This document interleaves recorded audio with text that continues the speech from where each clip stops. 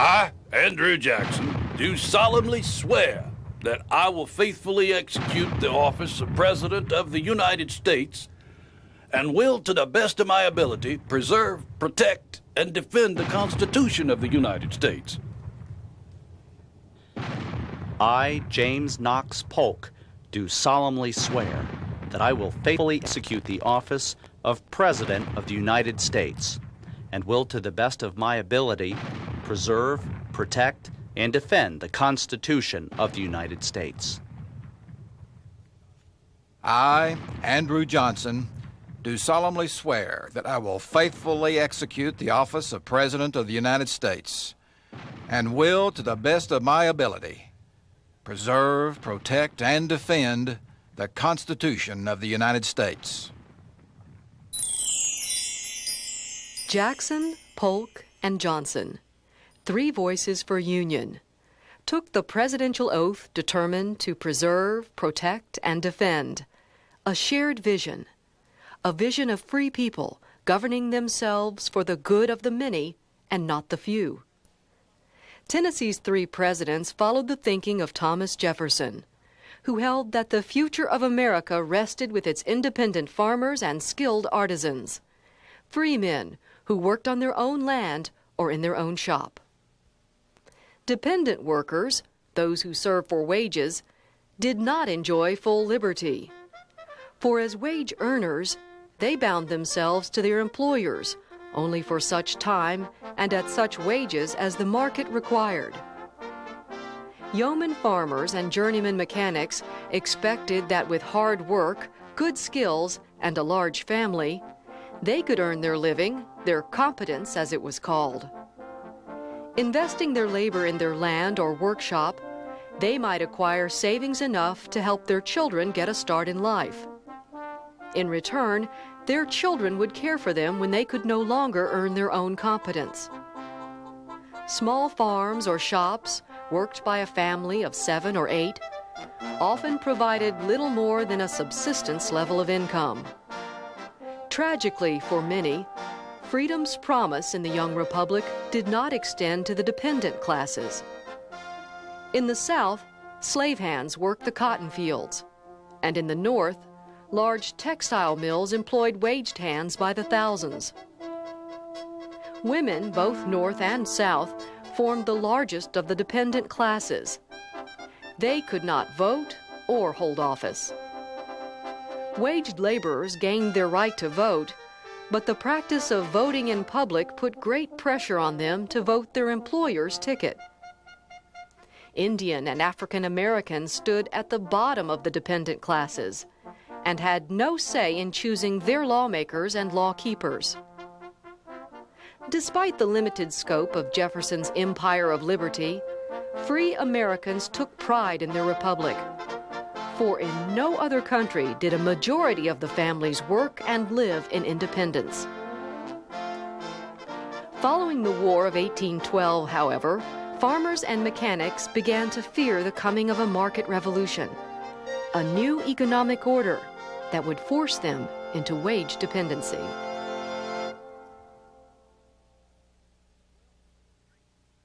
The wealth and strength of a country are its population, and the best part of that population are the cultivators of the soil. Independent farmers everywhere are the basis of society and true friends of liberty. Andrew Jackson grew up in the Waxhaw Settlement, a frontier farming community in South Carolina. Born of immigrant parents, young Jackson fought in the American Revolution, studied to become a lawyer, moved to Nashville, and married Rachel Donaldson, whose family helped found Fort Nashboro. He served in both houses of Congress before accepting an appointment to the Superior Court of Tennessee.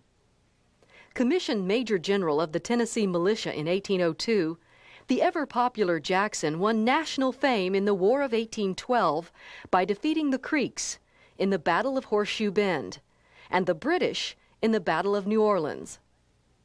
In the presidential election of 1824, Jackson ran ahead of 3 other candidates in the popular vote, but failed to win a majority in the Electoral College. Following the leadership of Speaker Henry Clay, the House of Representatives, voting by states, ignored the popular vote and made John Quincy Adams president. Jackson's friends felt cheated, and Adams' appointment of Clay as Secretary of State brought allegations of a corrupt bargain. I weep for the liberty of my country when I see at this early day of its successful experiment that corruption has been imputed to many members of the House of Representatives, and the rights of the people have been bartered for promises for office. Clay is despised here by all good men. He's called the Judas of the West, and he'll receive his 30 pieces of silver. In 1828, as expected, voters elected Jackson president. During Jackson's first term, Clay and Daniel Webster led a coalition of congressmen committed to building a network of canals and roads in the West and to protecting the new manufactories located in the North. Jackson said no to federally financed internal improvements and vetoed the Maysville Road Bill. Yet he went along with a more protective tariff for the North. The South felt left out. Led by John C. Calhoun, South Carolina nullified collection of the tariff duties in South Carolina, thus bringing the Union to the brink of division. If South Carolina considers the revenue laws unconstitutional and has a right to prevent their execution in the port of Charleston, there would be a clear constitutional objection to their collection in every other port, and no revenue could be collected anywhere. Jackson would not back down. The President proposed and Congress passed a force bill, which provided for the use of troops. South Carolina nullified the force bill. Fearful that things had gotten out of hand, Henry Clay arranged a compromise tariff bill reducing duties gradually over a 10-year period. South Carolina relented. While struggling to hold the Union together against sectional rivalries, Jackson took on yet another threat to the agrarian republic. Nicholas Biddle, head of the Bank of the United States, secured congressional approval for a renewal of the bank's 20-year charter. Jackson vetoed the recharter bill, and in doing so, risked his chances for re-election in 1832. Every monopoly and all exclusive privileges are granted at the expense of the public. It appears that more than a fourth part of the stock is held by foreigners, and the residue is held by a few hundred of our own citizens, chiefly of the richest class.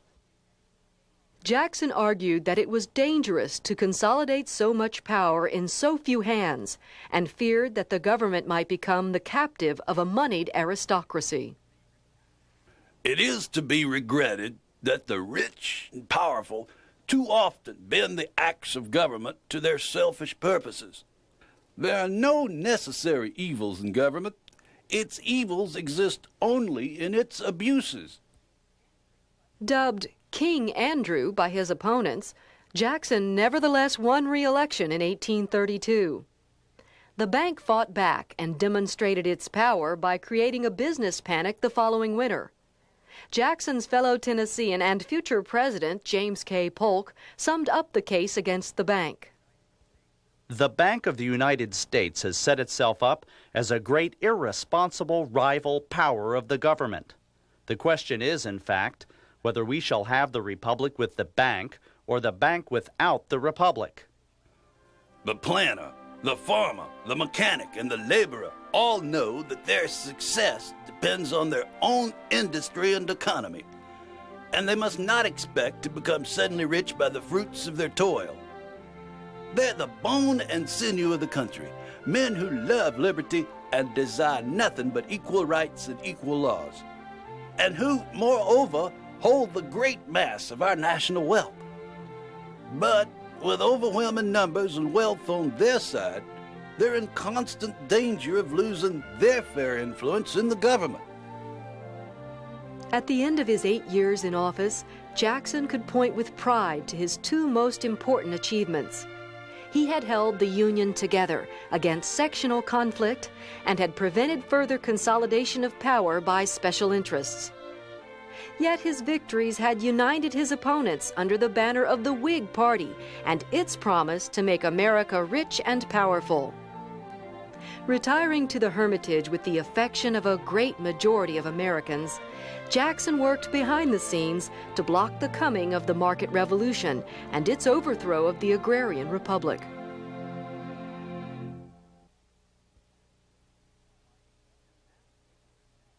To this people is confided the last hope of man for well-regulated self-government. And if our system fails, where shall we look hereafter for another experiment which shall hold out a high promise of success? Born on a farm near Charlotte, North Carolina, James K. Polk moved with his parents to Columbia, Tennessee in 1806. He attended the University of North Carolina and earned first honors in math and Latin. Following his training in the law, he sat for one term in the Tennessee legislature, married Sarah Childress of Murfreesboro, and won election to 7 terms in Congress. He served as Speaker of the U.S. House and as Governor of Tennessee. Throughout his career, Polk enjoyed the confidence of his mentor, Andrew Jackson. His political ties to Old Hickory earned him the nickname of Young Hickory. Ever loyal to the democracy and its vision of an agrarian republic, Polk won his party's presidential nomination in 1844 as a compromise or dark horse selection. His close relationship to Jackson and his outspoken support for the annexation of Texas made him the democracy's most electable candidate. I am in favor of the immediate reannexation of Texas to the territory and government of the United States. From the ratification of the Treaty of 1803 with France until the Treaty of 1819 with Spain, the territory now constituting the Republic of Texas belonged to the United States. In my judgment, the country west of the Sabine, and now Texas, was most unwisely ceded away. The government and people of Texas not only give their consent, but are anxiously desirous to be reunited to the United States. In the 1844 presidential contest, Polk faced Jackson's arch-enemy, Henry Clay. True to his Whig faith, Clay opposed the immediate annexation of Texas and favored manufacturing over agricultural interests. Polk won the election, but not by much, for many Americans feared that the Union would be weakened by further expansion. To those concerns, Polk made ready answer. As our boundaries have been enlarged and our agricultural population has been spread over a large surface, our federative system has acquired additional strength and security. It may well be doubted whether it would not be in greater danger of overthrow if our present population were confined to the comparatively narrow limits of the original 13 states. Our title to the country of Oregon is clear and unquestionable, and already our people are preparing to perfect that title by occupying it with their wives and children. Many Northern Whigs supported expansion into Oregon, even at the risk of war with Great Britain. But they opposed the expansion of slavery. Polk rejected the argument that Texas annexation and slavery should be linked. Whatever is good or evil in the local institutions of Texas will remain her own, whether annexed to the United States or not. None of the present states will be responsible for them any more than they are for the local institutions of each other. Annexation of Texas almost certainly meant war with Mexico. Within days of Polk's inauguration, Mexico broke off diplomatic relations. Polk ordered General Zachary Taylor and 1,500 regulars into Texas to defend the new American borders. At the same time, the president tried to reestablish diplomatic ties with Mexico. But his overtures failed when General Mariano Paredes seized power, renewed Mexico's claims to Texas, and ordered his army into the rebellious province. Mexico has invaded our territory and shed American blood upon the American soil. She has proclaimed that hostilities have commenced and that the two nations are now at war. Within 1 week of learning of the Mexican-American conflict, the British government instructed its minister in Washington to accept a partition of the Oregon country at the 49th parallel. Polk had guessed correctly that Britain would not fight over Oregon. And he also guessed rightly that his countrymen would volunteer to fight for Texas.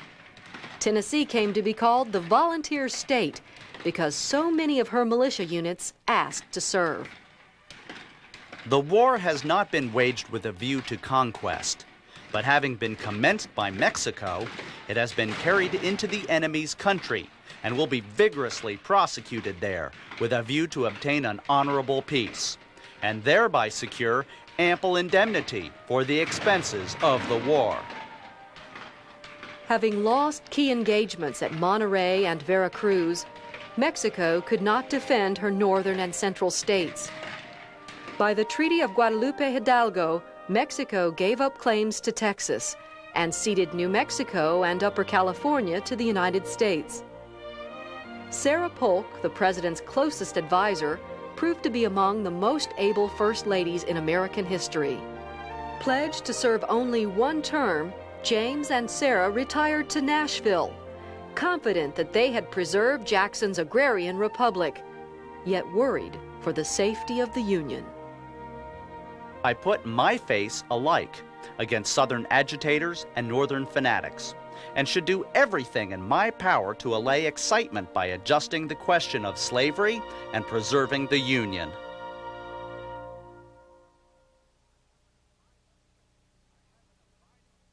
I have an abiding faith.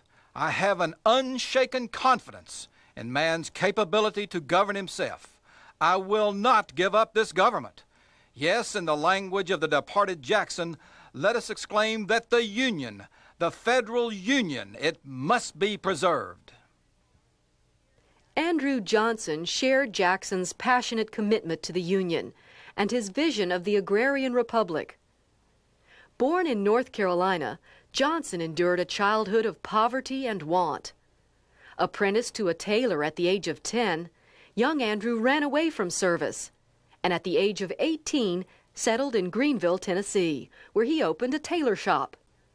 The following year he married Eliza McCardle, daughter of a local shoemaker. With the support of the artisan community, Johnson won election as alderman, mayor, state representative, congressman, governor, and United States senator. No matter how high the village artisans and yeoman farmers of Tennessee advanced him, he would stand or fall as a man of the people. Someday I'll show the stuck-up aristocrats who is running the country. A cheap, purse-proud set they are, not half as good as the man who earns his bread by the sweat of his brow. At age 35, Johnson won election to Congress by opposing Whig promises to create a new national bank and raise tariffs. He backed Polk in the election of 1844 and supported the annexation and defense of Texas. As governor of Tennessee, he promoted free, tax-supported schools, and as United States Senator, he advocated free 160-acre homesteads for those who would farm the land. Our true policy is to sustain the villages, to populate the rural districts, and let the power of this government remain with the middle class. Carry out the homestead policy, attach the people to the soil, and you will have the North reconciled to the South, and the South to the North, and we shall not have invidious doctrines preached to stir up bad feelings in either section. Forced to choose between Union and secession, Johnson would fight to preserve the Union. He worked for the Lincoln administration, served as military governor of Tennessee, and was elected vice president in 1864. It is vain to attempt to reconstruct the Union with the distracting element of slavery in it. Experience has demonstrated its incompatibility with free and republican governments, and it would be unwise and unjust longer to continue it as one of the institutions of the country.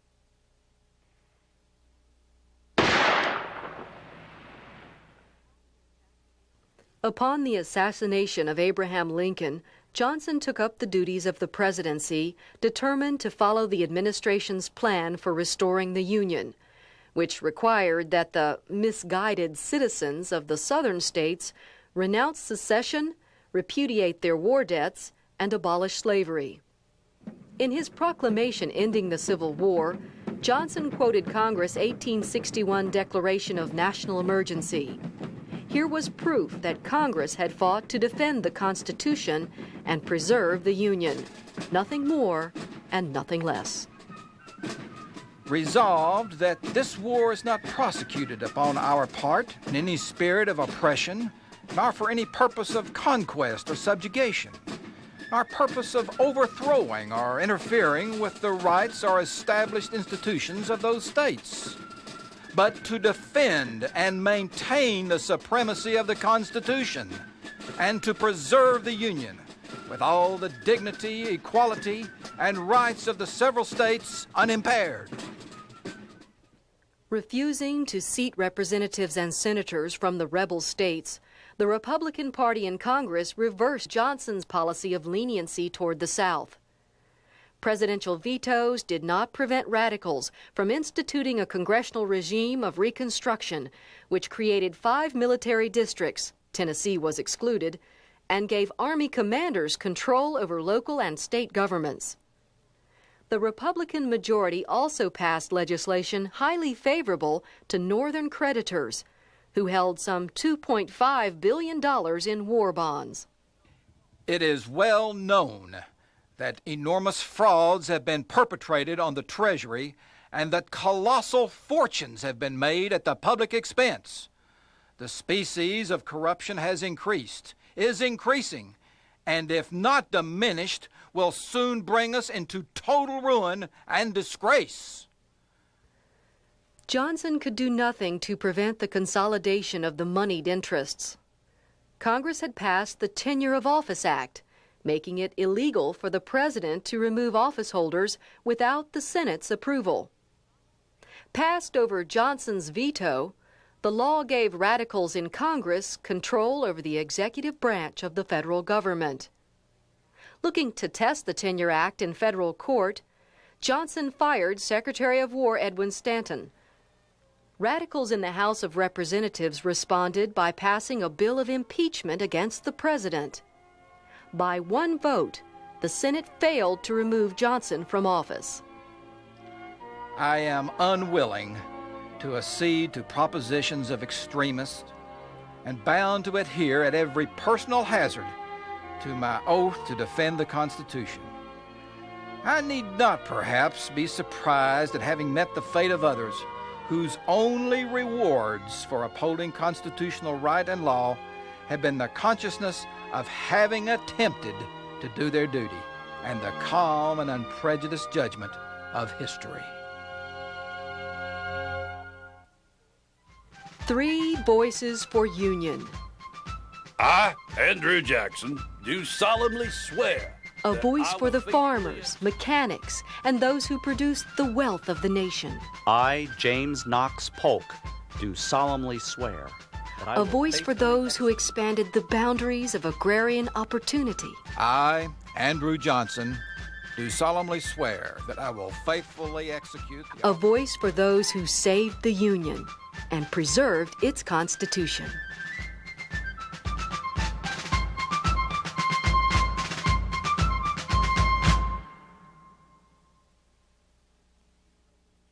The Tennessee President's Trust, a public service organization of the University of Tennessee, Knoxville, supports publication of the Jackson, Polk, and Johnson papers and seeks to foster thereby a greater and more enduring appreciation of the Tennessee President's legacy to American democracy.